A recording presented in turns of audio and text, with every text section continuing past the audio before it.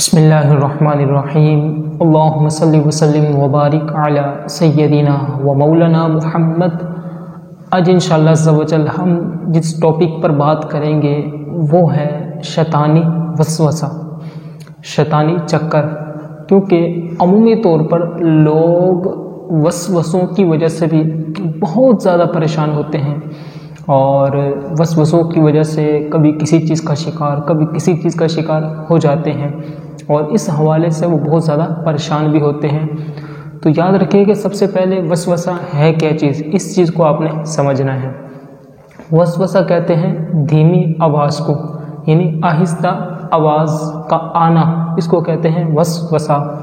اور شریعت کے اندر وسوسہ کہتے ہیں کہ کسی برے خیالات کا آنا یا فاسد فکر کا آنا، یعنی گندی سوچوں کا آنا، اس کو بھی شریعت کے اندر وسوسہ کہہ دیتے ہیں۔ اور یہ جو وسوسہ ہے یہ ہوتا شیطان کی طرف سے ہی ہے۔ تو اب دیکھیں، بعض لوگ اس حوالے سے بہت زیادہ پریشان ہوتے ہیں کہ بعض کو وسوسے کم آتے ہیں، بعض کو زیادہ، ہر ایک عمومی طور پر اس میں گرفتار ہے۔ اور کافی لوگ تو ایسے حساس قسم کے ہوتے ہیں کہ وہ اس کو اپنے اوپر سوچ سوچ کر مسلط کر لیتے ہیں۔ تو ان کے لیے یہ ہے کہ وہ اگر اس سے چھٹکارا چاہتے ہیں تو جیسے ہی وسوسہ آئے فوراً اس کو جھڑک دیں، سائڈ پہ کر دیں، یا کوئی ذکر اللہ شروع کر دیں۔ انشاءاللہ اس حوالے سے میں آپ کو چند وظائف ہیں جو میں آپ کو عرض بھی کروں گا آخر میں۔ سب سے پہلے یہ ہے کہ اس وسوسے کے حوالے سے نبی پاک صلی اللہ تعالی علیہ وآلہ وسلم کا فرمان سن لیں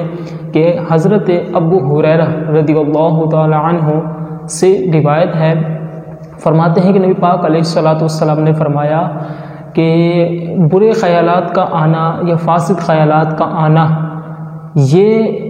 انسان کو نقصان نہیں دے گا جب تک وہ اس پر عمل نہ کر لے یا اس کا کسی پر اظہار نہ کر دے۔ یعنی اگر کسی کو بری سوچ آئی اور وہ اس کے ساتھ ساتھ کسی کو بتا دیتا ہے یا اس پر بری سوچ پر عمل کر لیتا ہے، تو اب جا کر وہ یہ ہوگا کہ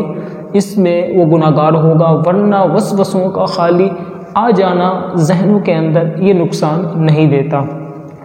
اب بعض لوگوں کو عقائد کے حوالے سے وسوسے آتے ہیں، یعنی فلاں چیز کو کس نے بنایا، فلاں چیز کو کس نے بنایا، اور پھر معاذ اللہ اس حد تک چلے جاتے ہیں کہ وہ یہ کہہ بھی دیتے ہیں کہ معاذ اللہ کہ خدا کو کس نے بنایا۔ ہم کہتے ہیں کہ فلاں چیز کو خدا نے بنایا، اس چیز کو خدا نے بنایا، تو اس کے ساتھ ساتھ پھر سوچ آگے جاتی ہے تو یہ کہہ دیتے ہیں کہ پھر خدا کو کس نے بنایا ہے۔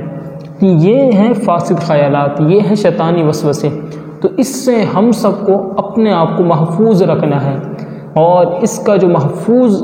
رہنے کا جو ذریعہ ہے وہ ہے اپنے آپ کو ذکر اللہ میں مشغول رکھنا،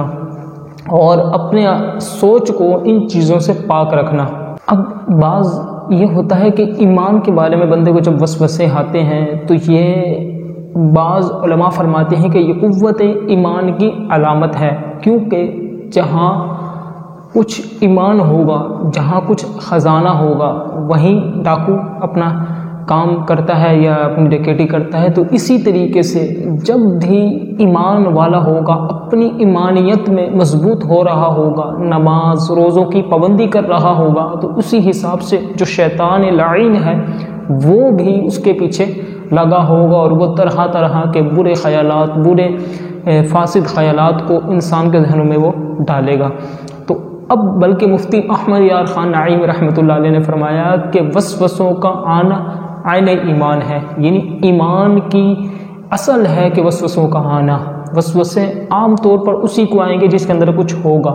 جہاں کچھ ہو ہی نہ، یعنی جس کے پاس، جس گھر میں کوئی خزانہ ہی نہ ہو، وہاں کوئی ڈکیٹی کیا کرنے آئے گا۔ تو اسی طریقے سے جہاں ایمان کی قوت ہوگی وہاں جو شیطان ہے وہ اپنے وسوسوں ڈالنے آئے گا، لوگوں کو ورغلانے کے لیے آئے گا۔ اب ہم آپ کو بتائیں گے کہ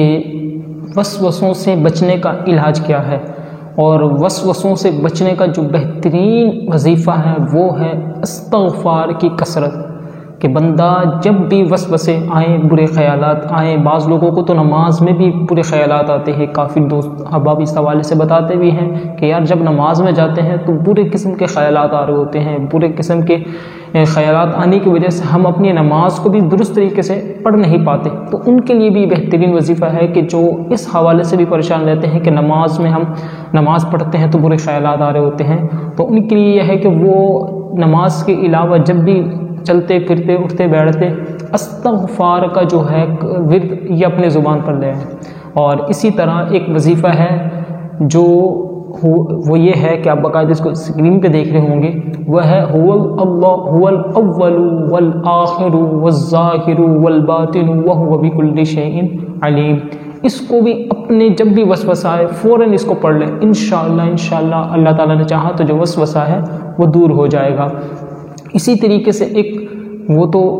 چھوٹا سا وظیفہ میں نے آپ کو بتایا تھا وہ الگ، اور ایک وظیفہ اور ہے وہ یہ ہے کہ بندہ اعوذ باللہ من الشیطان الرجیم اس کو پڑھ لیا کرے، انشاءاللہ اس کی برکتیں بھی آپ کو ملے گی۔ اور اصل جو وظیفہ ہے وہ یہ ہے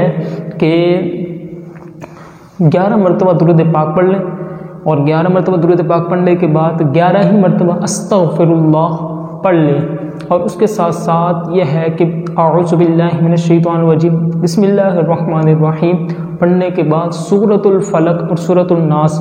یہ جو ہے معوذتین، یہ 2 صورتیں ہیں، سورۃ الفلق اور سورۃ الناس، قل اعوذ برب الفلق، اور دوسری صورت جو ہے سورۃ الناس، اس کو بھی آپ پڑھ لیں اور آخر میں 11 مرتبہ درود پاک پڑھ لیں، تو انشاءاللہ عز و جل جو وسوسوں کی جو جڑ ہے انشاءاللہ